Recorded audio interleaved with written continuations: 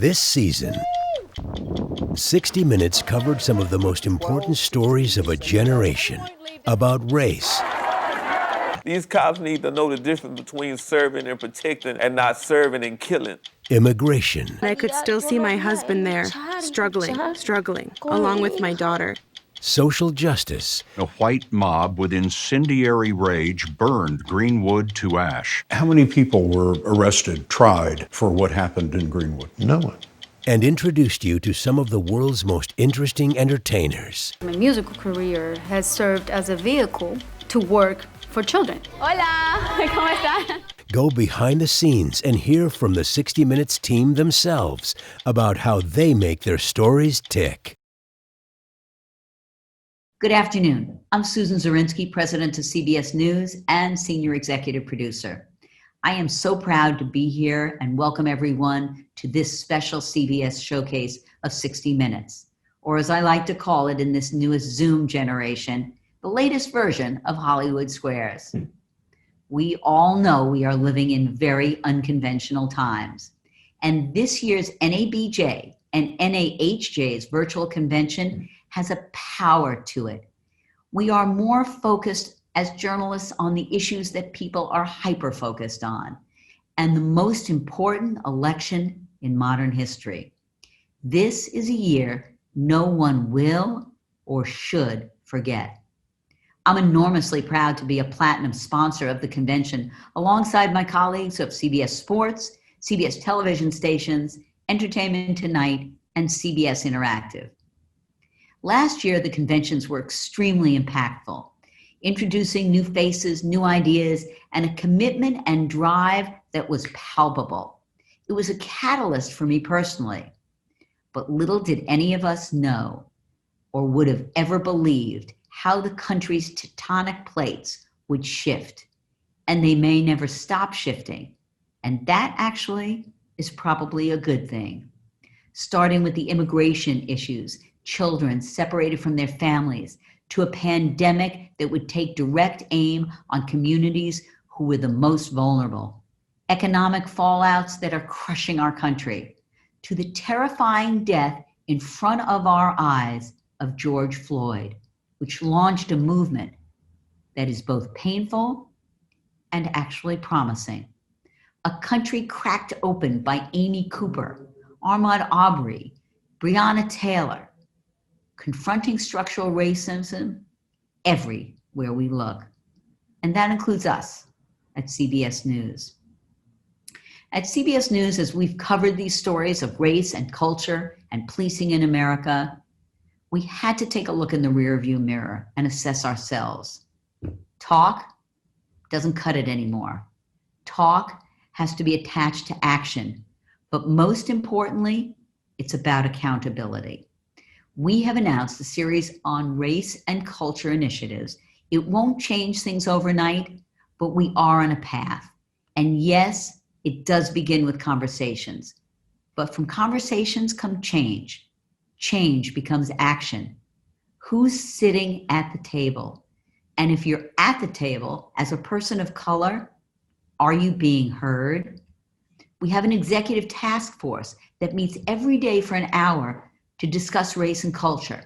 CBS News has a number of ideas. There will be conversations, discussions, and training sessions. We are setting up a voluntary advisory committee where we'll learn from the employees the changes that they feel need to be made. It's interesting that our outreach to our group just gave us an enormous amount of people, so much so that we've had to split it into two groups. And the group was diverse, Black, white, brown, Asian, two groups. They will lead us into change. One critical move we made is the formation of a race and culture unit. The purpose is yes, to suggest story ideas, but more importantly, to give context and perspective to each broadcast at every stage of the reporting process in the stories we are pursuing. Alvin Patrick has been named the executive producer of this unit. He is very focused on breaking the chain of affinity broadcasting, going to the same people, the same groups, every single time. Alvin's a terrific storyteller, and he will shape our coverage across all shows and all platforms. I was reminded today that it is a year ago yesterday that the anniversary occurred of the El Paso Walmart shooting, a horrific, horrific moment in our history. This is why we need to be so focused on how we report race and culture, and the unit will be as integral to our news organization as Standards and Practices Division, which today guides all our journalism and holds us to the highest standards. We know that race and culture infuses everything that we report on, and we need to understand it and see it and talk about it in our reporting. We have a senior team of executives who've been coming to the table every day with drive and passion to make sure that this is a change that's everlasting. Executives like Kim Godwin and Ingrid Cyprian Matthews, who have long supported NABJ and NAHJ. They make a difference. They make a difference in your organizations, and they make a difference with us at CBS News. It's interesting to have lost John Lewis's voice just right now at a difficult point in the country, as we are addressing all the structural racism that we see. But in a way, he handed us the baton. He gave us the will and the way to continue his work. We know the journey will not be easy. He said it in his New York Times editorial, which was to be published the day of his funeral. He wrote, "When historians pick up their pens to write the story of the 21st century, let them say it was your generation who laid down the heavy burdens of hate. Walk with the wind." There isn't a single person on this Zoom that doesn't know this. There is no turning back. We are doing it and walking alongside the NAHJ and the NABJ as we try to collectively change. As part of the new Viacom CBS family, we have an incredible partnership with MTV, VH1, Comedy Central, and other Viacom divisions. But the strongest bond that we have formed so far is BET. We have done multiple specials on coronavirus, the policing of America. They have aired our special primetime show, Justice for All. They share our special coverage on George Floyd and John Lewis. BET and MTV and the Smithsonian Channel will air a special we did, produced just last night, on a joint news and entertainment tribute to John Lewis, celebrating a hero. It was Tyler Perry's idea. He shared it with Oprah, and we birthed this special tribute to John Lewis. So I know that you're here to hear from this esteemed panel, and I'm eager to introduce you to our colleagues with us. Journalists we have met at the NABJ, Wes Lowry, and at the NAHJ, Enrico Acevedo, who are now part of the Quibi 60 Minutes show, 60 and 6. They're with us on this panel. You're here to hear the principles of storytelling, and who better to talk about these fundamentals than the journalists at 60 Minutes. Led by Bill Owens, a colleague of mine for more than 30 years. He continues to maintain the gold standard of TV storytelling. 52 years, 60 Minutes, with nearly 5,000 original segments on every topic you can think of since it started ticking in 1968. It remains unparalleled in its ability to get behind the headlines and make the audience feel the story through the characters who are the center of it. Interestingly enough, race and culture was a topic on 60 Minutes in its fourth show. Harry Reasoner and Morley Safer reported on racial segregation in Britain. There is nothing more powerful than Pelley's recent story of the massacre in 1921 in Tulsa in the Greenwood neighborhood. That was a story that many people had never even heard about till they saw it on 60 Minutes. There was a story they did about a museum dedicated to the thousands of Black men, women, and children lynched in America. And Bill Whitaker has reported extensively on race and policing, something that predates so many others in the media. I know I paused for a moment because I just want to say that these times are so impactful to all of us in journalism. We know we have to get it right, and we know we need your help with both organizations. I want to let you now listen to the most important conversation with the very best journalists that we have. So let me turn it over to your moderator, Enrico Acevedo, 60 in 6 correspondent. Thank you so much, Susan Zeransky, the president of CBS News. And if you've ever wondered what the job is like, I think you just had a peek into the nonstop demands of that position. So we really appreciate you introducing us to this incredible panel today. And hello, everyone. I am Enrique Acevedo, correspondent for the 60 Minutes program, 60 in 6, streaming on Quibi. First of all, I hope that you, your families, your newsrooms, and above all, your spirits are staying safe and healthy during this treacherous time. Thank you so much for joining us today. We are proud to be hosting the National Association of Hispanic Journalists and the National Association of Black Journalists' first virtual masterclass on 60 Minutes, and to introduce you to the new era, a new era of storytelling. 60 in 6 is based on the iconic storytelling principles that 60 Minutes has been delivering for 52 years now, 52 seasons on air. I know many of you have wondered or are wondering right now, how can I tell a story the 60 Minutes way? I'm still trying to learn that, to be honest. And we are here to share with you some of what it takes to get the job done, no matter how unique the circumstances. And we have an incredible panel. I am proud to be part of a team covering stories of our generation. And it is with great pleasure that I introduce you to our panel and some of our team from 60 Minutes and also 60 in 6.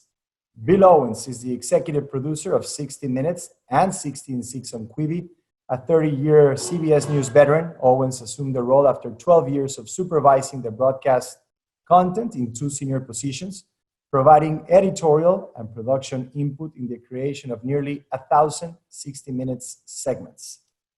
Bill Whitaker was named a 60 Minutes correspondent in March 2014. In 4 decades as a journalist, Bill has covered major news stories domestically and across the globe for CBS News. He is the 2018 winner of the RTDNA's highest honor, the Paul White Award for Career Achievement.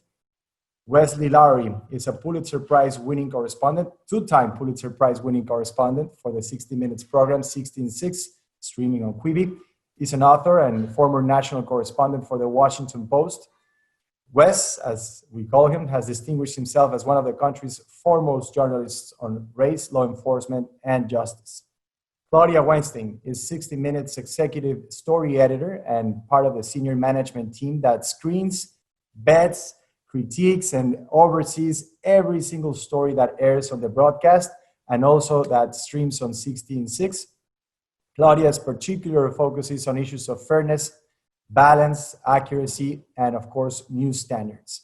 And Nicole Young, a 60 Minutes producer and one of the most awarded, celebrated journalists in broadcast television. Young has reported from the most dangerous places on earth. However, some of her most impactful stories showcase job loss, poverty, homelessness, and child hunger in the US. So like I said, 60 Minutes is the oldest and most watched news magazine on television. 60 in 6 is now one of the newest, and combined, this team helps put together some of America's most prevalent stories today. Now more than ever, true, dark, engaging, and diverse storytelling will help guide the future of change for all of us. We have a great panel discussion, a deep dive into the 60 Minutes process with some of my colleagues on the editorial front lines of many of our stories. And first, I'm going to share a short video, a 4-minute video of some of our most important stories covering race, immigration, social justice, and one of the world's most iconic entertainers.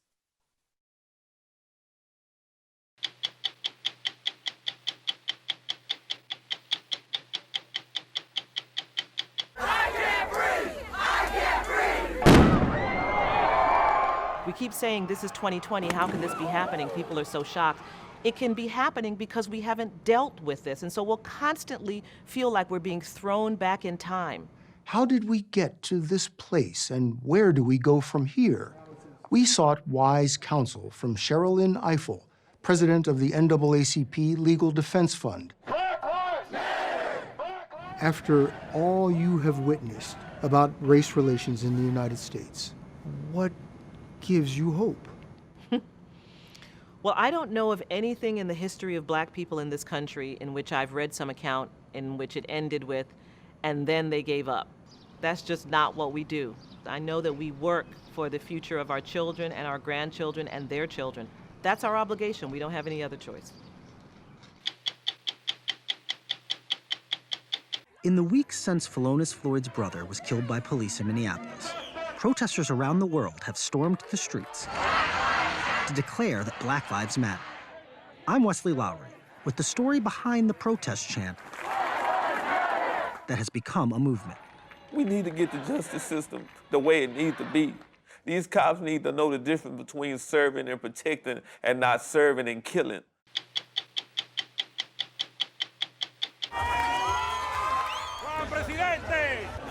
Juan Guaidó is the leader of Venezuela's opposition party and says that constitutionally he is the rightful president. We met with him in Washington, D.C. as he was planning a risky return to Venezuela. He was there in defiance of a travel ban imposed by the man currently occupying Venezuela's presidential palace, Nicolás Maduro. Do you feel you've lost momentum? It's a complex task, but I wake up feeling optimistic because I see the eyes of the Venezuelan people. In spite of how bad it looks, they continue to fight. Tonight, you'll hear from the only person who knows the story behind that photo, including the moment she saw her husband and daughter swept away. And I could still see my husband there, struggling, along with my daughter. I saw her. And I said, my God, my Lord, please get them out of there. Tanya said they made the decision to swim across the river and enter the United States illegally. And I just saw my husband giving me a glance. And then I couldn't see him anymore. Since Oscar and Valeria died in June, the bodies of at least 52 more migrants have been found in the Rio Grande, 4 of them children. A neighborhood in Tulsa, Oklahoma called Greenwood was among the wealthiest black communities. In 1921, a white mob with incendiary rage burned Greenwood to ash. Where's the fire department? Where's the police when we need them? The police joined the mob. The number of dead is estimated between 150 and 300. Survivors included 10,000 now homeless African Americans. How many people were arrested, tried for what happened in Greenwood? No one.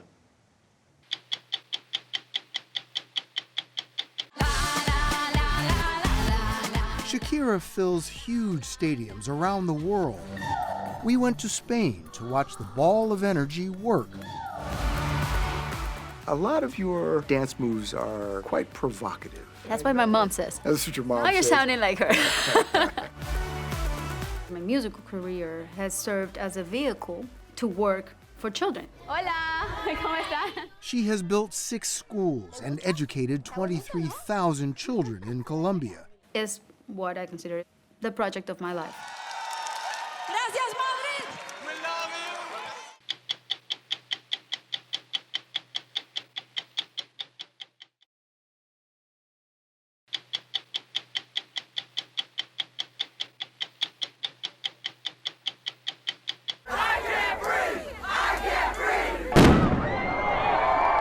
We keep saying this is 2020, how can this be happening? People are so shocked. It can be happening because we haven't dealt with this, and so we'll constantly feel like we're being thrown back in time. How did we get to this place, and where do we go from here? We sought wise counsel from Sherilyn Ifill, president of the NAACP Legal Defense Fund. After all you have witnessed about race relations in the United States. What gives you hope? Well, I don't know of anything in the history of black people in this country in which I've read some account in which it ended with, and then they gave up. That's just not what we do. I know that we work for the future of our children and our grandchildren and their children. That's our obligation. We don't have any other choice. In the weeks since Philonise Floyd's brother was killed by police in Minneapolis, protesters around the world have stormed the streets to declare that Black Lives Matter. I'm Wesley Lowery with the story behind the protest chant that has become a movement. We need to get the justice system the way it needs to be. These cops need to know the difference between serving and protecting and not serving and killing.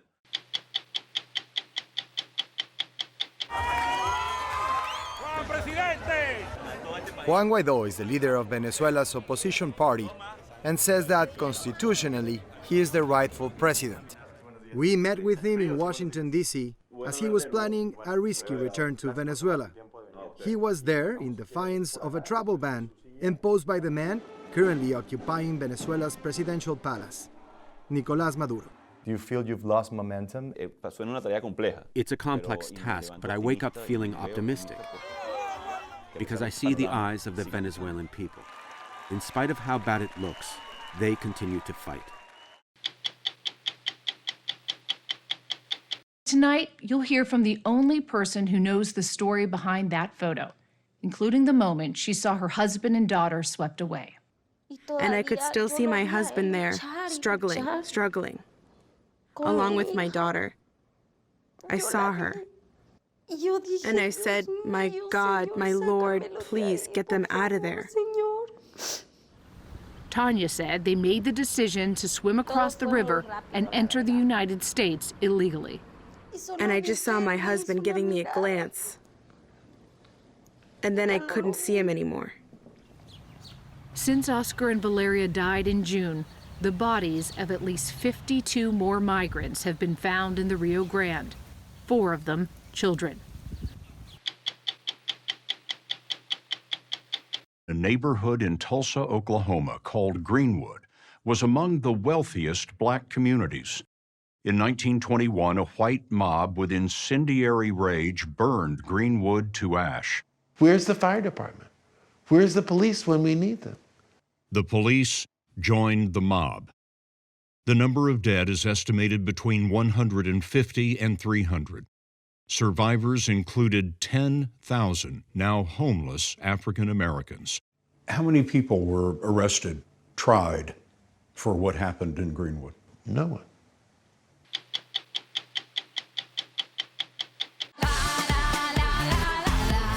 Shakira fills huge stadiums around the world. We went to Spain to watch the ball of energy work. A lot of your dance moves are quite provocative. That's what my mom says. That's what your mom says. Now you're sounding like her.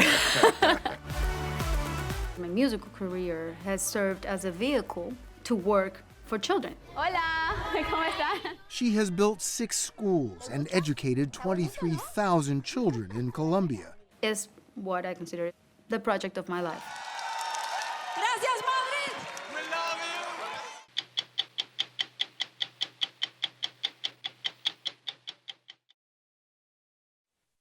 And I think that's just one season, what you just saw in 4 minutes. And again, welcome to our panelists. I'm going to start with Bill Owens and ask him something that it's in everyone's mind, I think. And it's not how to get a job at 60 Minutes, Bill, but what are the qualities of a great story, the elements of great storytelling? And thanks for joining us.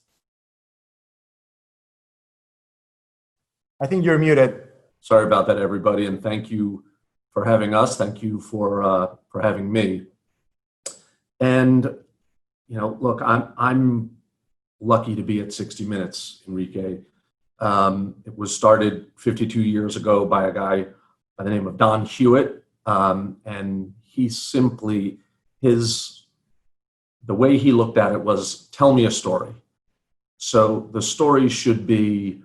And I equate it to telling a good story to being stuck next to someone at a dinner party And there's some nights where you are stuck next to a really interesting person and you leave and you turn to your partner and go, man, most interesting person I've met in a really long time. It's just an active, fun, interesting conversation. And there's other times where you leave and you go, God, we are never coming back to this house again. That is the most boring person I've ever met. So I think one of the things that we look for are great characters to help us tell our story. If you get characters who can tell their story well, we try to stay out of their way and let them tell their story. I think selfishly, if you're interested in the story is going to be more interesting. When I was a producer, I was very selfish in terms of the topics that I was interested in. I tried to find stories all over the world about all kinds of different things, basically to educate myself. And I think at the end of the day, a good 60 minutes does that. It leaves you a little bit smarter. We try to be sophisticated and nuanced in the way we tell our stories. Elements of surprise sometimes. But it takes people like Bill Whitaker and Leslie Stahl and Anderson Cooper and Scott Pelley, and now you and Wesley on 60 and 6, people who are overwhelmingly curious about the world and the things that are happening right now. So those are just some of the basic elements, I think, that are really critical to a 60-minute story. You need great characters. You need to work really hard in getting the story ready, your research and all of that, being prepared for it. And then you have to take a lot of time to write it and get it to a place where you're happy with it. And the last thing I'll say is we're lucky at 60 Minutes is where it's a collaboration. You go out on a story with a producer and an associate producer, and then you work with wonderful camera people, and you bring it back to incredibly smart and talented editors. And you guys collaborate on it. Then you bring it to us, Claudia, myself, Deb DeLuca, and Tanya Simon, and Jen DePriest, and we add our 2 cents. So it's also a collaboration that I think makes the story strong. Absolutely, and I was watching Wes nodding his head when you talked about a collaboration, and I want to ask him about his transition from print into broadcast. But before I do that, Bill Whitaker, I'm going to be a little bit selfish here. Like Bill was saying, we all are in this business at some point. And I'm going to be selfish because this is a question that I'm very interested in. And I know a lot of the people who are joining us today are also interested in. And it's the art of asking the perfect question. It seems like the interview is this very basic journalistic tool, but I think it's really not. It's at the heart of what we do, the connections we can make with both characters in our stories and with the audience. How do you achieve that? What's the art behind asking the perfect question? Again, I think you're also muted, Bill. How about that? Stymied by technology. You're talking about the perfect question. I'm still seeking that perfect question. But things that have already been said here about collaboration and curiosity, those are the main elements. I mean, when I go into an interview, I, know as much about the person as I can possibly know, because the producers have given me a Bible, a big notebook full of information, biographies. If we're doing a piece about that's got a court element in it, I'll have the court documents and the decisions. I've got all the research, and it's the Bible that you go into an interview with. And once you get into the interview, I like to turn it into a conversation. So it's not just going through the questions you have prepared. We've got a bunch of questions, and some of the things need to be asked in order to tell the story properly. But often the interview takes off in its own direction. If you listen to what the person is saying, you can pick up on that and carry on a conversation with the person. And it will often take you a place that you had not expected to go. someone is revealing more about themselves than they had planned to reveal, because you are listening to them. And you want to get to the point where they have forgotten that there are cameras all around, and producers over there taking notes, and me sitting there looking at a list of questions. You want to get to the point where they forget that that is going on, and we can just have a conversation. And I find that's often how you get the best responses, do the best interviews. And Claudia, you get to read, if not all, I would say most of the transcripts, right, from all of the interviews that every correspondent is doing on every story. And do you find those moments of just, that are not scripted, that are not produced, to be the most compelling during a conversation, during an exchange? I want to ask you about that. And I also ask you about, the critical process in this vetting, the critical part of this vetting process that you do for each story. I do actually read all of the interviews, and it's fascinating to see how the different correspondents sort of structure an interview. And you can tell that in the beginning, they're laying down, sort of the foundational questions. But then, as Bill Whitaker said, then it becomes a conversation, and you're responding to what those people are saying. And I can see that moment where it really sort of kicks in.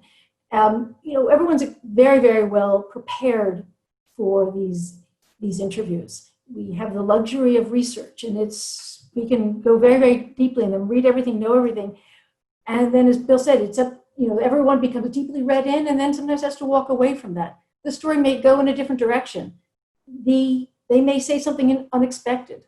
They may have changed their mind since you spoke to them last. But but equally importantly, it just becomes a conversation. And I love that point where I can see the correspondent taking the fundamental information that they've learned in the first part of the interview and sort of adding their own thoughts, and then starting to ask more sort of reflective questions and follow questions, and questions that show how much they are and have really been thinking about the story. And I love seeing how all of you guys do that differently. And it's across a broad range of subjects. And just very, very quickly, the reason I do this isn't just so that I can learn a lot, and I do, and it's very exciting. But one of the what I look for in pieces is fairness. So we interview people for long periods of time. These interviews can go from 10 minutes to an hour. And then 16:6 is 6 to 8 minutes. 60 minutes is 11 to 13. Things get boiled down. When we do that, are we fair? Are we balanced? Are we giving them the chance to voice the reasons they came to speak to us? And so I look very, very, very carefully at that. Would you say that's the most critical part of the vetting process, the fairness, the balance in the piece? That's what during a screening, we're all sort of on that task. I mean, of course, we're also looking at writing, looking at structure. I'm more focused on that, but it's really the core of what we do is fairness. So everyone's looking out for it. You're looking out for it in the picture. Was there a photo? Was there a child whose face was caught in the background? Can we be using that? The types of questions we ask. If someone gives 3 reasons for their alias or something like that, if we're talking about a crime, and we've only included 2. Well, I've read all 3. I've read them to give us their total defense. And so we'll have a conversation.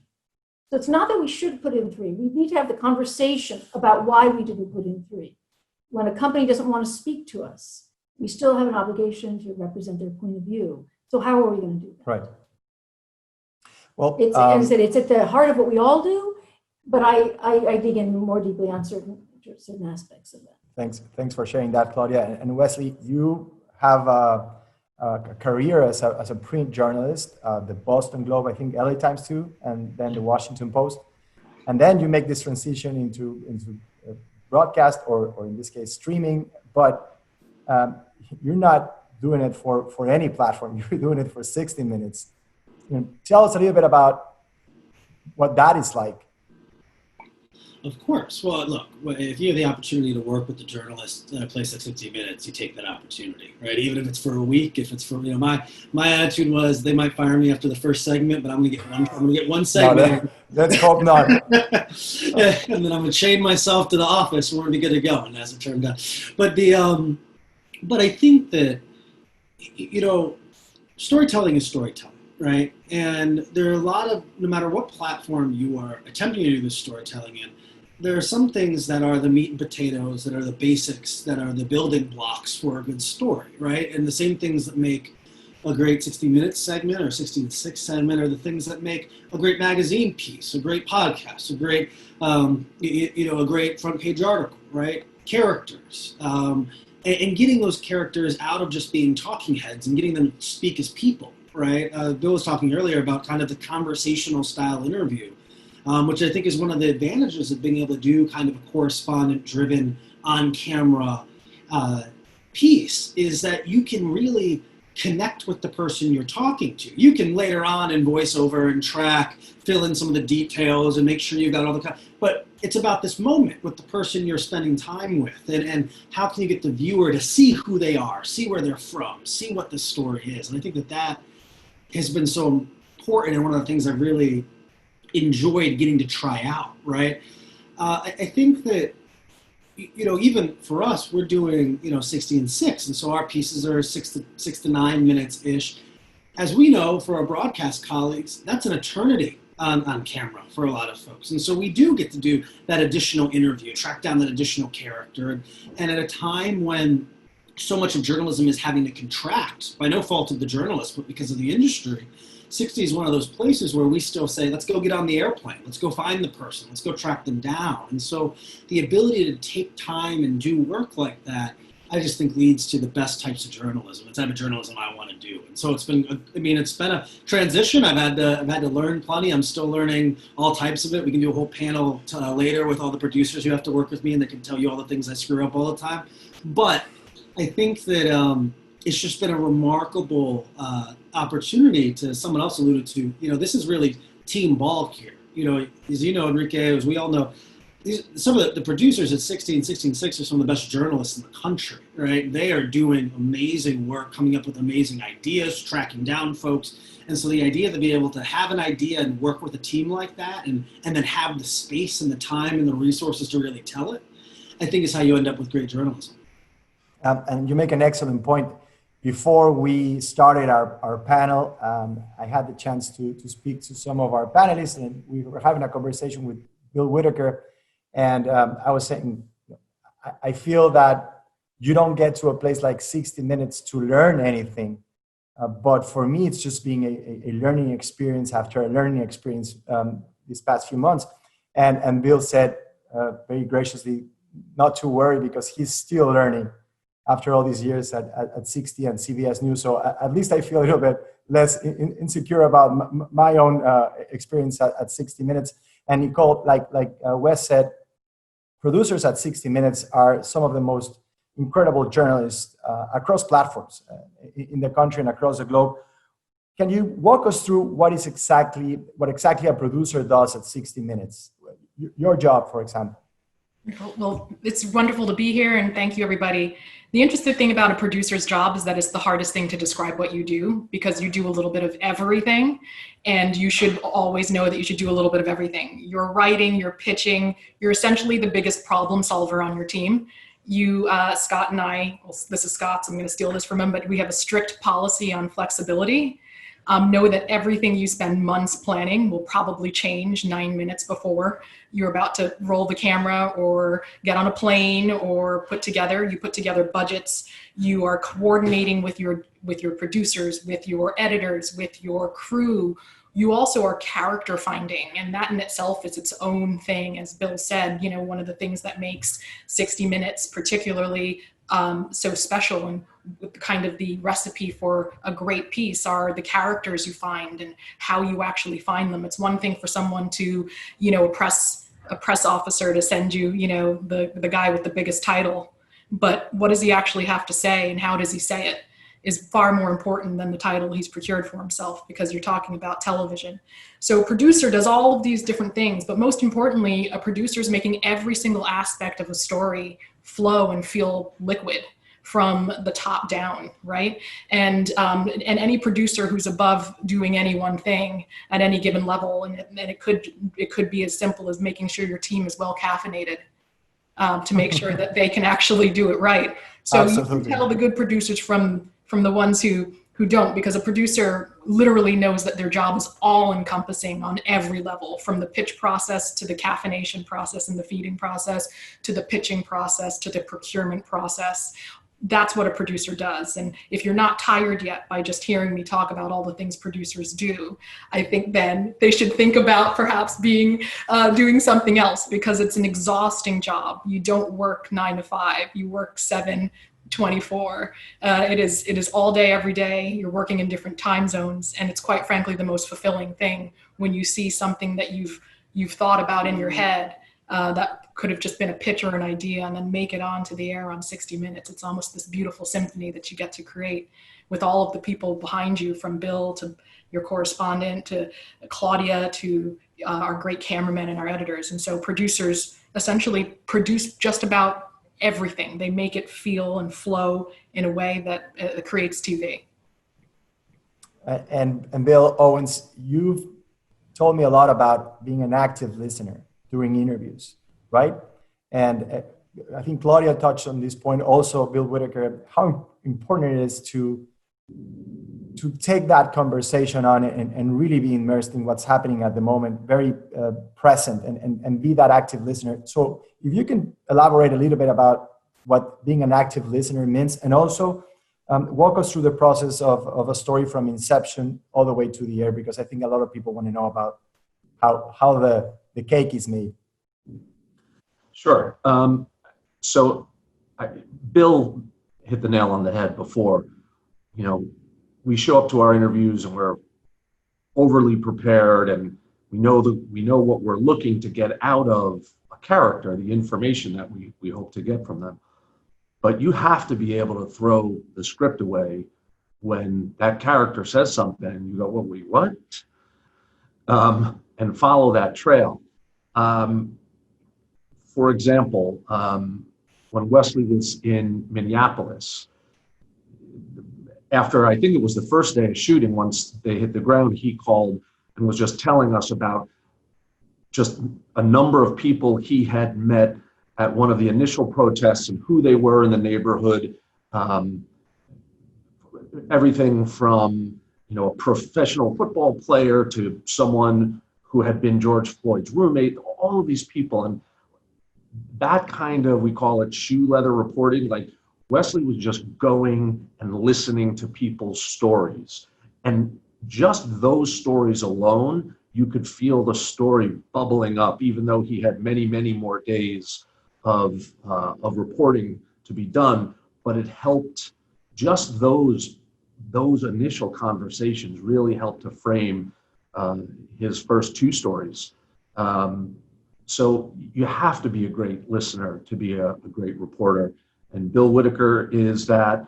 Like Nicole, I worked with Scott Pelley, and I used to joke that if you just watched Scott Pelley's camera, it looked like he was watching a tennis match when he was listening to his interview subject. It was like, and he was very good at going off script and just following and digging a little bit deeper. And ultimately, you find things you weren't expecting. In terms of how a story goes from an idea to television, we take ideas from everywhere. Reporters have ideas, producers have ideas, associate producers have ideas. Friends of ours call us with an idea. And we have a system, it's something called a blue sheet, where the team will put in their story pitch. Sometimes they just pick up the phone because it's something they need an answer to really quickly, and we talk it through. But usually there's something called a blue sheet where a story idea gets submitted. We either say yes or no. Next thing that happens is we work out a budget for that story. pre-COVID, we were flying all over God's creation all the time. It's going to be a little bit trickier, but we hope to get back to that as soon as we can. So we'll say yes to the budget. And then this is one of the great things about being an independent journalist at 60 Minutes. Like the bosses, it's hands off then. Bill, you, Wesley, Nicole, you guys go and you go do your story. You may check in with us, especially if it's a breaking news story, to we're doing this, we can go this way or that way. Okay, let's go that way. But we don't see the story again. We don't see paper. We don't see a written script. Sometimes we do, very infrequently. We don't see it until we actually watch it, just like the viewer watches it. And again, this was Don Hewitt and his original Teams concept, that you should take a look at the story the way the viewer is going to see the story. And that's where we suggest our changes. Bill Whitaker's laughing at me. Yeah, suggest. Sure, you suggest them. We talk about the story. We talk about everything, as Claudia mentioned before, the writing, the structure. Does that woman who is your second character, what else does she have to say about this? Wouldn't it be more interesting to start with her? Your ending is a little flat and predictable. Then we talk about that. What are some of the other things? Enrique, we just had this conversation with the story that you published today about Matamoros. We talked about the ending of your story and decided on a different one, a little bit more provocative. And we may have, if it's a terrific piece, maybe there are 3 screenings. If the piece needs more work, it can be 8, 9, 10. But nobody ever throws their hands up and goes, okay, good enough. That doesn't happen. Everybody makes sure that everything has been sanded down, and we can all look at each other and go, yep, this story is ready to go. So I think that's a great explanation of how things happen at 60. And Bill Whitaker, Bill just said that the stories come at you from every angle, right? Friends, colleagues, yourself with the story idea. But how do you decide which story is right for you and which story is worth your time, your energy, and your attention? The stories that pique my interest or catch my attention or are so significant, you have to pay attention to it.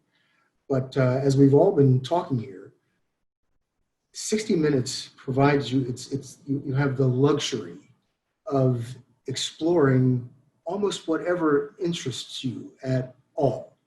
And I love space, and I have been able to go out to the very far edges of the universe on the Hubble spacecraft and to drive across the surface of Mars with the lunar landers, because you go to Bill Owens and say, I'd like to do something about space. How about this? And you convince him that it can be a good story, and they go, do it.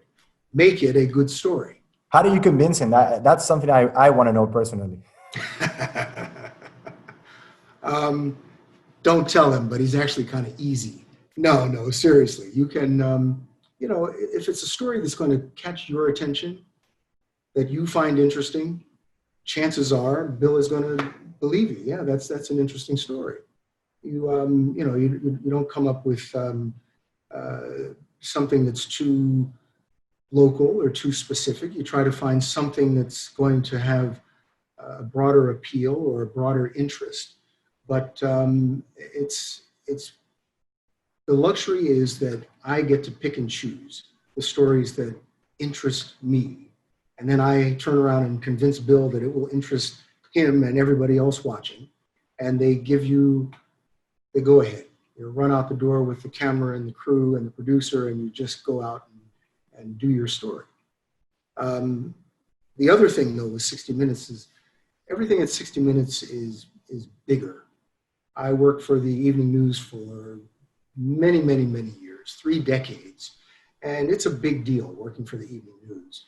But you come across to 60 Minutes and everything's bigger. You have a producer and an associate producer. You've got 2 photographers, 2 sound technicians, an assistant. Depending on where you're going, you could have a fixer if you're in a foreign country, or a translator. Everything about the whole process is bigger, and the stakes are higher. I mean, you've got millions and millions of eyes watching what we put out every Sunday, and many of them are movers and shakers, and many of the things, the stories we're doing are about politicians, bosses, captains of industry, and people who are caught doing the wrong thing at the wrong time.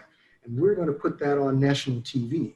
So the stakes are very high. I remember we were doing a story one time about an opioid manufacturer, and the top lawyer for the firm, for the company, came and told us, you better watch what you say, because we have a whole floor of lawyers, hundreds of lawyers, who are going to be going over every word you say.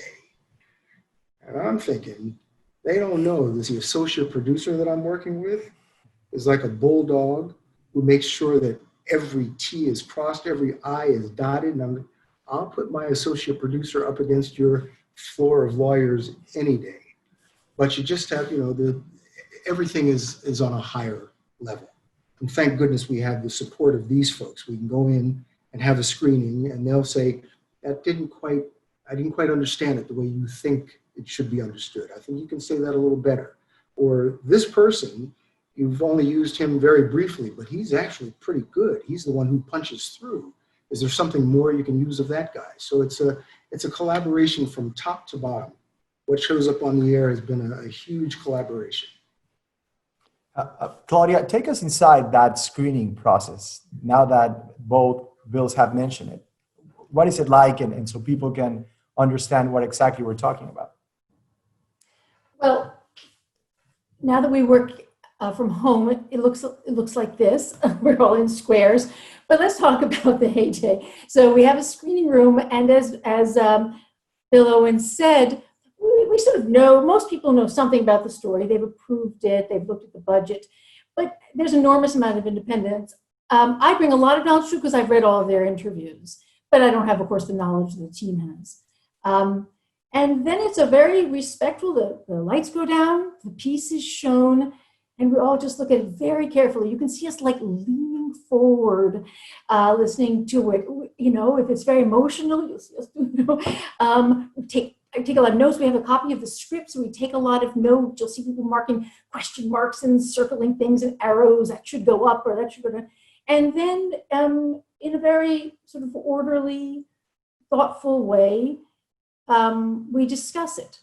And, with enormous respect for the fact that people who have worked on pieces, sometimes they put their lives at risk, sometimes they've missed their wedding anniversaries. Sometimes they've gotten food poisoning, or they've just gotten off the plane from a very foreign land and they work straight through the weekend. So we know how hard our colleagues are working.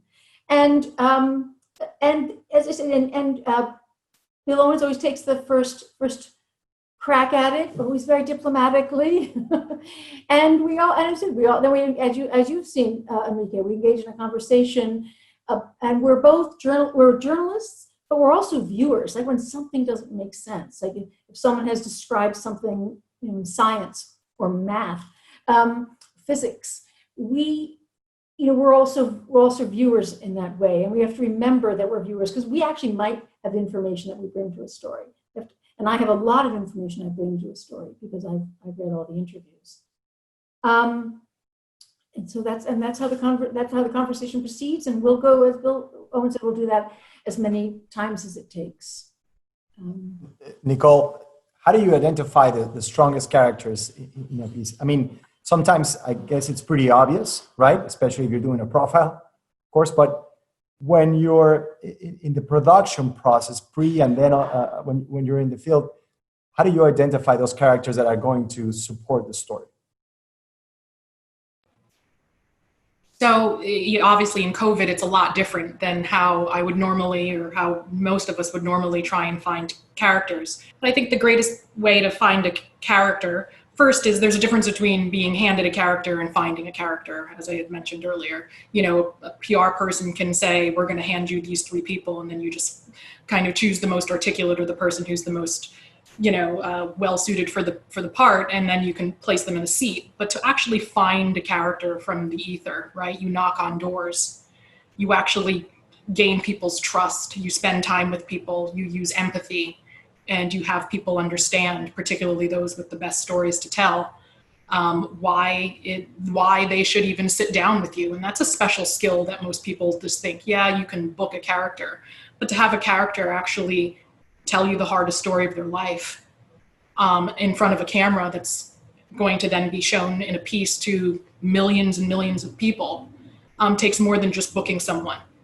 Sometimes it takes time, and it takes an understanding that you have their best interest actually at heart. Sometimes and that you aren't doing anything but giving people a fair platform to tell their either story, or if it's a politician, a fair platform to just say what they want to say, whether you agree with them or not. And so finding a strong character takes a lot of time, takes a lot of patience, and takes a lot of character building for yourself, you know, on what you're convincing someone to do. And being completely transparent. You'd be surprised when people know exactly what they're stepping into, how willing they will be to step into exactly the situation you're presenting to them. And in the time of COVID, I think that we've done stories which are very character heavy, very personal story driven. And it's obviously much harder to show people that you actually have a sense of empathy about you and then allow them to sit down in front of a camera. So in this age, I think that taking advantage of FaceTime, taking advantage of long conversations, taking advantage of the fact that you don't just call somebody on the whim and then ask them to sit down, perhaps call them quite a few times before you ask them for something, build relationships with people, actually use your personality to let them know exactly what's going on will help a long way. And I think if anybody has a hard time cold calling people, they should practice it. Start cold calling pizza stores and start cold calling people. I know phone books don't really exist anymore, but practice calling people. I think the art of a phone call and actually introducing yourself to people is the biggest, greatest step to allowing someone to even want to continue speaking with you. And it's actually a really hard thing to do, to just pick up the phone. And when times do come back to some semblance of normal, sometimes put down the phone. I think knock on a door, meet someone for a coffee, and don't ask somebody for something when you need it. Start building that relationship a year or 2 in advance before you think you may want to do a story on a certain topic, and start building a relationship. So that way, when you do call or when you do need something, they'll actually pick up the phone. That's what real sources are, people who pick up the phone. And that's what real characters are, people who are willing to embrace that you've put in the effort and their best interest in having them sit down in a chair in front of the correspondent. Of course, and of course, you have to keep that relationship going even after the story, right? Because absolutely. Great stories hardly ever end.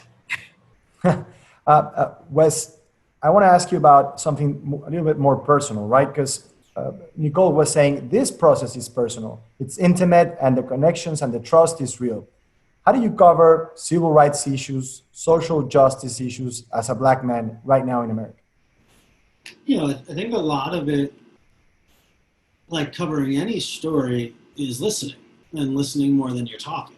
I think that the best work in this space comes from giving people the opportunity to answer questions in an environment in which they feel as if they're actually being heard. That I'm not looking for a soundbite from them, that I'm not looking for them to check a box. Right now I have a quote on defund the police. Now I'm actually trying to hear what they have to say. But beyond that also is applying a rigor, right? I think that one of the things that 60 Minutes has, and has the ability to do, is to take time with pieces, to ask the follow-up question. And by the time we're sitting with someone, we've talked to them 2 or 3 or 4 times even. I've talked to them. A producer might have talked to them, and then another producer's talked to them, right? I think that process gets us to a point where we're having a smarter conversation. You know, one of the reasons you do the relationship building in journalism is not just for transactional reasons. It's not so that you return my phone calls later or you give me tips. It's so that I know you better, so that when we sit down to have the conversation, it is a conversation not necessarily between friends, but between people who speak each other's language. I understand where you're going and what you're getting at. I understand who you are. I understand your backstory because you've explained it to me previously. I understand what you might be referencing. I think all of that work makes it easier for us to have a conversation that then translates to an audience. And so that's a lot of what I'm thinking about kind of in these contexts as we have these conversations. But beyond that, you know, it can be hard. And Z was saying this at the beginning, right? It's important, I think, that we're in a moment now where we aren't pretending that our journalists or reporters or correspondents are robots. We all understand that we're folks who have lives, who've lived lives, who know people and know things that have interest. And 60 Minutes has always had a structure like that, in part because you knew sometimes you were going and watching a correspondent go to a place they'd always really wanted to go to, or they were really interested in this type of music. And so there was always that kind of understanding between the viewer and the correspondent. But I think across journalism, we're having a moment where we're accepting of the idea that people might be bringing some of themselves into the reporting. Now, that's tough. It can be tough. I think it's important for us, as always, to not allow that to replace any of the rigor, any of the journalism we're doing. But when applied the right way, I think bringing our humanity into the stories we tell helps the viewer and the reader connect to those stories in ways they might not otherwise. And so I think that's really important. Now, we also have to understand is that that can be difficult. There are some times where you want to do that, but that requires giving of yourself and making yourself be vulnerable in a way. And very few reporters or correspondents I know want to do that every time, want to do that in every segment, right? And so there's a balance, right? I think it's important. I think it's good that we have diverse newsrooms and should continue to diversify our newsrooms so we have different types of people who can do these types of pieces. And also that we don't always go back to the same well necessarily, the same one or two people and say, all right, the black thing's happening, you should get on that. The Latino thing's happening, you should, because all of these stories are stories about our society, about our culture, about our country, about our world. And we all live in the society and in the culture and the world. And so the journalism should fall to all of us. And I think you make a great point there at the end, saying it's so important that the correspondents and the producers and the whole team can reflect their own interest in the kind of storytelling that they provide for the audience. Bill Whitaker was saying, I'm interested in space. I'm interested in other issues besides immigration. And I think 60 gives you the possibility to have that range and to bring that interest and that curiosity that Bill Owens was referring to at the beginning of our conversation to what we do in choosing the stories we want to choose. Someone, I think Nicole was mentioning COVID, Bill Owens, and I want to ask you about how the last few months changed the way you operate and we operate at 60 Minutes. How do you put together a broadcast? You were pretty much in the middle of the season, right? When it hit, how do you make that transition and keep putting a product out there that's consistent with what you've been doing the last 52 years, only in a completely different way? It has been challenging. Oh, he was asking you. Go ahead. Bill. I'm not sure. Was that Bill Whitaker or Bill Owens or both? Actually, if you can both pitch in, I'll ask you first, Bill Owens, and then we'll go to Bill Whitaker. I think this is a question that's interesting hearing from both of you. Perfect. Pardon me, Bill. I just wanted to say one thing, that when Enrique, you and I started talking about working together, and the first time I met Wes in my office and we were talking about stories, Wes's last point is exactly the point that we spent some time on. It's like, I don't want either of you guys just to do, you both have covered kind of beats and many different things, but at 60 Minutes, really the best reporters, Bill Whitaker, you're a generalist. You can go do a breaking news story and you can go do your favorite musician. I remember Wes actually stopped and looked at me and he was like, wait, I could go do a story about a musician. I was like, yeah, man, you can go profile someone you like. He was like, I think that might have actually set the hook, Wes. I'm not sure, but I tried to do a story about a musician, but the musician wouldn't have it. But yeah, we'll get it. We'll make that happen. But anyway, I just wanted to say that because I think it's important in terms of how we're working. We have some really brilliant production people at 60 Minutes, and I swear it was the reason this all worked was it was based on a theory that a couple of people had about being able to share media over the cloud and ultimately back into our broadcast center where it would get distributed to the network. But it was a theory. It hadn't been ever tried. We didn't have a place to work. So it really was thanks to our brilliant, really brilliant, like these people think like the scientists who so enamor Mr. Whitaker. Like, I don't understand what they're talking about, but they figured it out in really short order.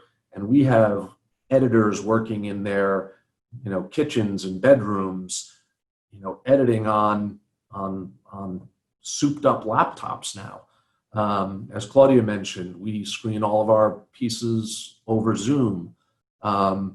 Producers like Nicole have had to be really efficient. You can't, the deadlines are tighter and shorter. You can't make a false move. You have to have everything kind of very well thought through in order to get the story done on time. So it's been difficult, and it really has been kind of a 24/7 way to work. It used to be we'd get in on a Monday morning and you'd set up your schedule, you'd go home at 7 o'clock at night, but now, we're all talking to each other late at night and early in the morning, and because there's just so much happening that's coming at us. Now I'll throw it over to Mr. Whitaker, who's got his own stories because he's actually been out in the world covering them. No, what I was starting to say, it's been a challenge. It's really been a challenge. As you could see, my trying to unmute this. So imagine we're doing all of our work like this through Zoom, through Google, through Sony, through everything. I mean, the way we communicate is all virtually. It's a miracle, and it's also more cumbersome.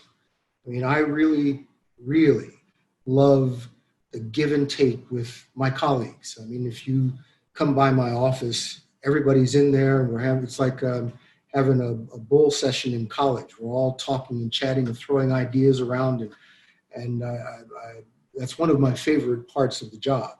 And to have that ripped away from you and have to do it all like Hollywood Squares, it's different and it's a challenge, but it has worked. And doing interviews remotely, we have photographers who are magicians, they're artists. I really do think if we didn't tell you that we were doing the interview remotely, you might not know. And of course, we have to say that, it's of course, but we will have a setup shot in the beginning to say, we spoke to this person remotely I am in the studio in New York and this person in their living room in Washington State, and we'll show you the setup shot with us talking through the monitors. But then after that, when the conversation gets going, because of how beautifully and how technically it was shot, you almost wouldn't miss a beat. I mean, you think it's the old 60 Minutes, and of course it is, but it's just more difficult to pull that off. The other thing is you're never off. I mean, you're working from home, so home is work, and home is off. The refrigerator's here, I'm eating more. It's like at the end of the day, I used to be able to just leave and come home, and home was the place where I was away from work. Well, that's no more. I mean, home is the place where I am at work, and home is the place where I do. So it's challenging on many, many levels, but I think we've been able to pull it off pretty well. Ask my colleagues, I think we have. And you look at the numbers, and I think the audience also thinks that that you've been doing an incredible job with the Sunday broadcast, and hopefully Wes, Claudia, and the rest of the team involved in 60 and 6 is trying to respect that legacy and build upon that legacy for the new show. We are 5 minutes away from our Q&A session, so I'm going to encourage everyone listening in to send your questions. There is a button at the below the speaker view gallery that says Q&A. So if you can just click on that and send your question, and I'm going to try to get through as many as I can, so you guys have a chance to ask your questions. And before we do that, usually at the end of an interview, some people like to do it, others don't, but you always maybe ask a producer if we missed anything during our conversation. So Nicole, I'm going to ask you if I missed anything during our conversation this last 45 minutes, and if there's anything that you feel people should really know about the process at 60 Minutes that we didn't cover. So no, I feel like we've covered so many things, and I don't think 90 minutes could ever encompass the amount of things we'd want to learn on the process of 60 Minutes. But one of the things that I just want to reiterate is anybody who ever gets the chance to work for 60 Minutes or 60 and 6 essentially gets the best opportunity of a lifetime. You know, it is an adventure of a lifetime. You get to take the college course you never had the opportunity to take. You get the class that you never got the opportunity to take, and I get to learn so many new things. And we hope that when you watch our pieces, you know, we're giving you that little bit of that little insight into a world you never knew, or you got to learn a little bit more about someone that you didn't get a chance to know because of the efforts that we've all made as a correspondent or a producer or executive producer, Claudia, or anything like that, because so much work goes into making sure that you leave every 60 Minutes piece going, I didn't know that. I didn't know that. I learned something by watching that piece, and I feel more informed and well informed because of viewing it. So my only thing I'm going to leave with that is, for everybody here, is to just remain curious and to make sure that your appetite for curiosity and information is always hungry, because we're going to try and feed it for you every Sunday, and everybody on 60 and 6 is going to try and do the same for you whenever they can. Great. We already have our first question, and this is for Bill Whitaker. It says, how do you go about the scripting process after you've shot a story? How does that get started, and how involved did you get into that? The scripting is,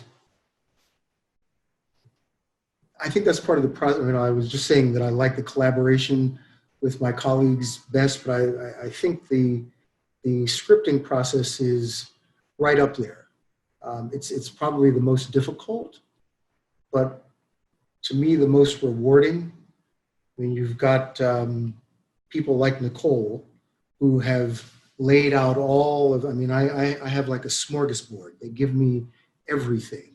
I have the transcripts from the interviews. I've got the B-roll, you know, everything that we've shot. It's all just sort of presented to me. I've gone to screen some of the things with the editors. And Nicole would probably have laid out an outline. You know, this is the way we think this should go. And then you start to plot it. And it's not just like you're writing a piece. Things might look terrific on paper, and then you go and take a look at it in the edit room, and the person you thought was punching through in the transcript, it's kind of flat when you see it. So you've got to go back and find something else this person said, or find somebody else that said it. So it's a process of weaving your words and the visuals and the conversations and the editor, and it's a continuous process. It's not just sitting down at your computer and pounding out something and pulling out the script and say, here, go with it. It's organic. I really like that part of the process. This is for Claudia and for Bill Owens. Someone wants to know the moment. How do you identify the moment when you know a story is going to be great? And how often does it change when you think you have a great story in your hands, and then after coming back from the field or the scripting process, you're like, we didn't nail it? Or a story that you were not completely sold on, And then when he comes back, you're just amazed that this is a story once you look at the footage. Claudia, ladies first, please. Thank you. Well, hopefully we know that before we shoot all the interviews. These are deeply researched stories. In the past, people have called 60 Minutes pieces sort of like layers of an onion. You really shouldn't be able to describe a 60 Minutes piece in one sentence. We want the pieces to be complex and skeptical. You should be learning things. We really have this, the perfect 60 Minutes or 60 and 6 pieces that when someone's finished watching it, they go talk to their friend about it. And we also will have those same reactions to it. And that's when you know, like, I didn't know that. I've never seen that before. When we can convey that kind of, curiosity and knowledge, different, like you saw the Shakira piece, we learned about the fact that she works in education. I don't think a lot of people knew that. And it's really true of every story that they must have layers that keep revealing themselves. And I think it's also information people can trust. Our pieces must be accurate. And we want people to trust that information. And I think those are some of the elements that I look for. Bill Owens, you were saying that the ultimate compliment for a 60 Minutes correspondent is that someone says, well, this is a nuanced piece, right? Claudia was talking about how complex the 60 Minutes stories can be. And nuance is also an important part of that. Yeah, absolutely. Subtlety, nuance, very few things are just this way and just that way. And the more you look into something, the more Wesley was describing, getting to know people, getting to know your subjects, the more you do find that there's a complexity there that's even more interesting. So what gets me excited when we're in a screening is really nice writing, kind of sophisticated writing that's not trying too hard, but is in service to the story. I love and admire that. So, and I think it's been a hallmark of some of the best 60 Minutes stories. I also kind of fondly remember being a producer and knowing when you've just interviewed someone or something happens and you almost have to suppress a laugh because oh my God, I literally just hit the ball 500. Oh, I didn't. This character just hit the ball 500 feet. There's no way I'm not going to make this great. This is going to be great. I'll never forget during Hurricane Katrina, which was an horrible national disaster. We interviewed General Russell Honore. The day that CNN caught him for a moment, sort of giving direction to people and kind of trying to take charge of this chaotic situation, and we got him in the chair, and I just remember being blown away and looking at Scott Pelley after it was done and thinking, okay, this is unbelievable. I actually called the executive producer and I was like, has anybody ever done a story that took an entire hour? Because we can do it. General Honore can get us there. So I think there's something that in your gut, kind of as a journalist, and the more time you spend in the field and with people and reporting, there's a difference between getting off the phone and getting a piece of information that's, kind of an AP lead. The president is going to say this tonight, or this senator is going to resign, or something like that. There's a certain thrill to that kind of reporting. But in terms of the 60 Minutes style, I think you probably most viscerally feel it through the characters when you're out in the field and knowing that they've just delivered on something better than you could have hoped for. And Bill, quickly, because Melanie wants to know if the protests after George Floyd's death, this national reckoning, stir up a conversation at 60 Minutes about the way the show is produced and the way the show is run. Yes, for sure. I mean, we reacted to that story on both. We have the two gentlemen here that instantly reacted to that story. Wesley immediately went up to Minneapolis.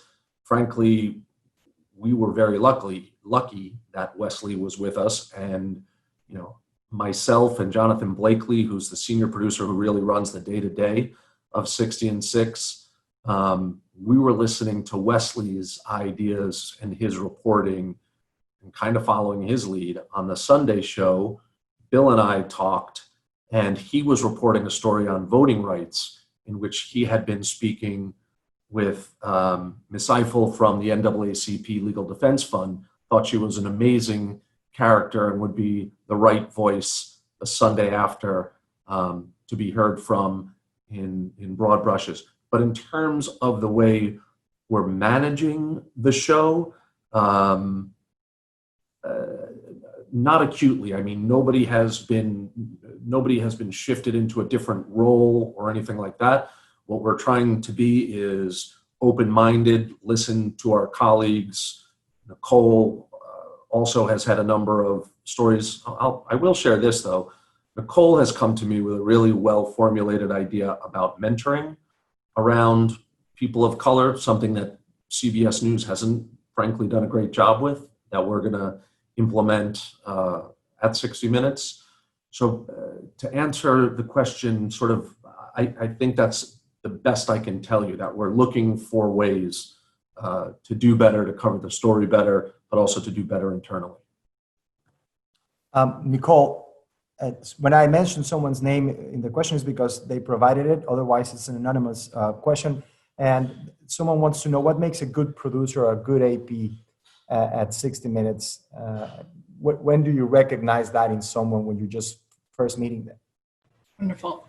Well, so I was lucky enough to start off at CBS as an intern.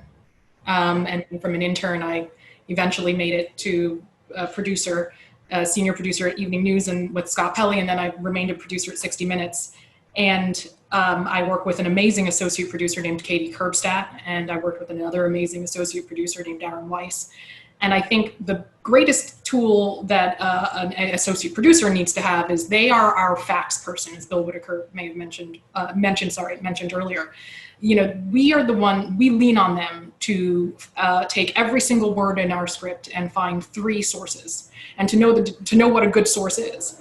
And usually, as I mentioned earlier, that's picking up the phone and calling to the top experts at 3 different institutions and verifying that this person is what this person is saying against this person, and making sure that when we finally do get into a screening room, and Claudia has read all of our transcripts, they have a 100-page footnoted script that anybody in our team, Bill Whitaker, Bill Owens, Wes, and everybody can go back to and say footnote number 1985 is why that is correct.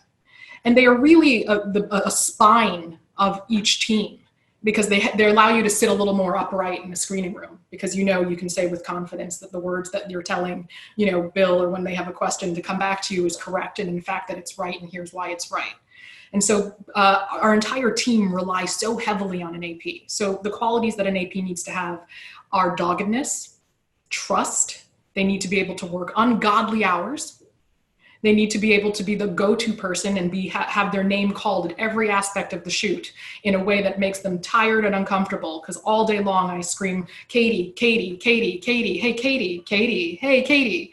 And in turn, you take all of that great work that they do, so we can then in turn make me look good, that in turn hopefully makes Scott Pelley look good and correct and right, which in turn makes our team look good, so when we put something on the air, we all look good.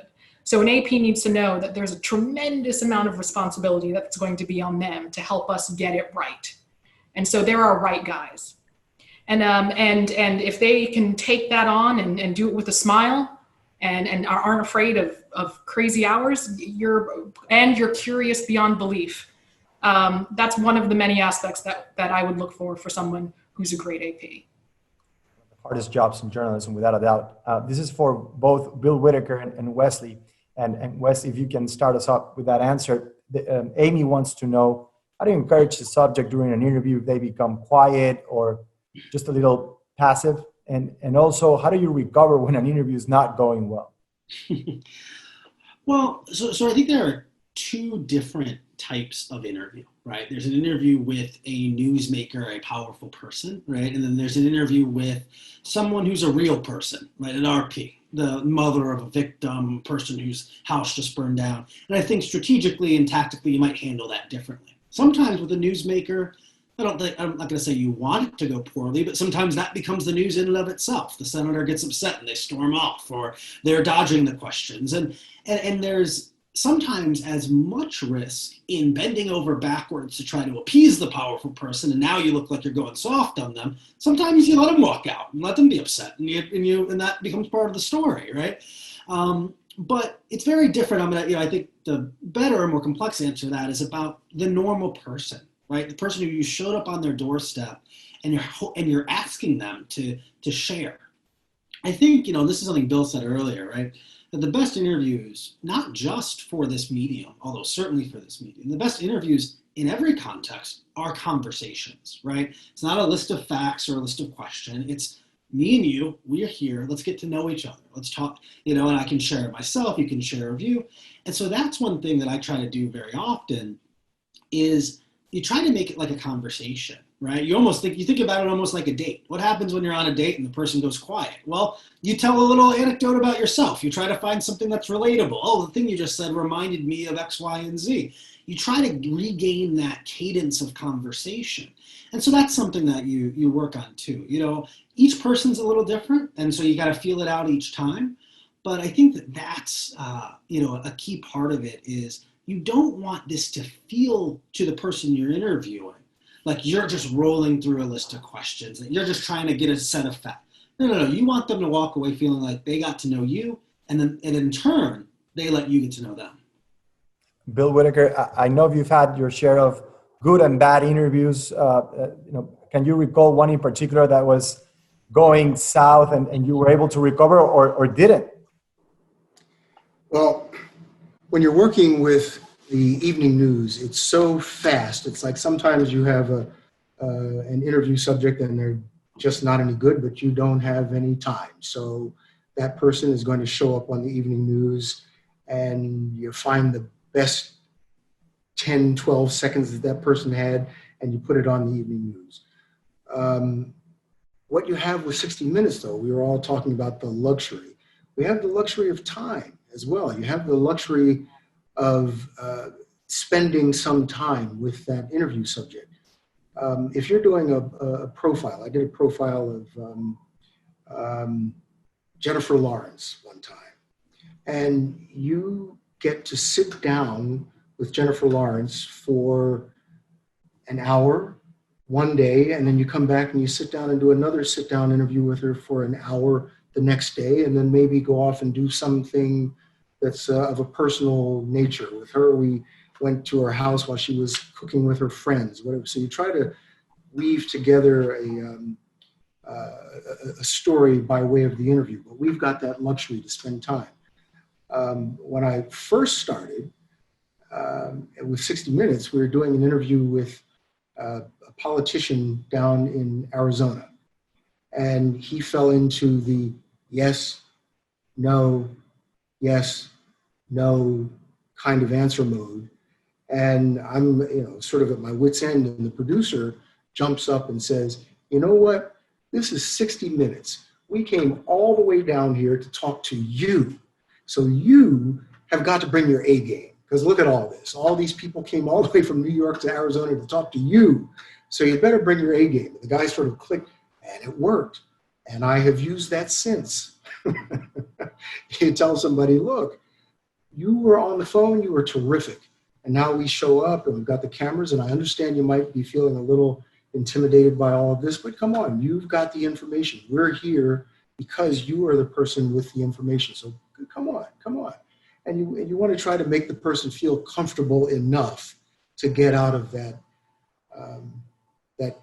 sphere of fear. It's a big deal talking to 60 Minutes, and people will get a little frightful and clam up, and it's our job to tease the information out of them. We have 5 minutes left, and I love this question from Sabrina Sanchez, and it's for everyone. So so we do this in an orderly way. I'll begin with Claudia. Sabrina Sanchez, Claudia, wants to know how do you know when or when do you know the story is finished? Is it ever finished?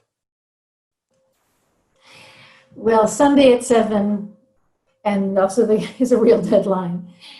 Sometimes I feel like the screening process we've been talking about a lot really tells you that. We have to not just only be comfortable with how the story is told and is comprehensible, we have to be comfortable with and have had deep discussions about how they know what they know. And every journalist who's listening to this, and especially young journalists, that's an extremely important aspect of anything that goes into your piece. So I guess that's how we know it's done. The original material, we've gotten the best of the material. It's accurate. As Nicole says, we get these very detailed footnoted scripts, which tells you the GPS coordinates on a particular photo they've used. Very, very detailed. And from my point of view, that's when the story is done. Wes? That's a good question. I think that it feels a little bit different on each story, but a lot of times I always try to push myself to make one more call. Can we get one more person? Can we get that one more voice? Right? And I think that very often is the difference between a story that's good and a story that's great. Right? We all know, because we're all journalists, there are times where you've checked the 4 boxes. You got the people you think you absolutely need. You went and got the footage. You got the answers. And there's that toss-up. Well, do we chase that one person who never returned the call one more time? Do we do the optional interview with the extra expert? Do we show up for the 3rd or 4th day at this person's house? I mean, don't we have enough from the first 2? And I think one of the things I try to challenge myself to do, even when I'm tired or exhausted or whatnot, ready to fly back home, is, all right, let's do one more. Let's get the last person, even if it ends up on the cutting room floor, even if they don't answer the call. And on so many stories, the thing that makes the entire piece, the entire article, the entire segment is that very last phone call you made, the last person you went at again, the follow-up question. And so I think that's a big part of it, right? Is trying to make sure you get all of it. I'm going to do the TV thing. We don't have the luxury of time right now. So in 2 minutes that we have left, I'm going to try to have Bill Whitaker, Nicole, and Mila Owens with the last word answer that question. How do you know when the story is finished, Bill Whitaker? I always feel that I can always go back and make it better. So when it's done, I think it's what Claudia was saying, when the tick, tick, tick starts on Sunday evening, that's when it's done. I mean, you have to be finished then. But I always like to have it done midweek so that you can go back into the edit room. There's always some little thing. I mean, even if it's just giving someone a couple of extra frames at the end of a sentence so that it sounds like their sentence actually came to an end. You can add just a little bit here, or someone who breaks into a smile at the end of what they say. If you have a little bit more time to show that this person was actually smiling when they said that.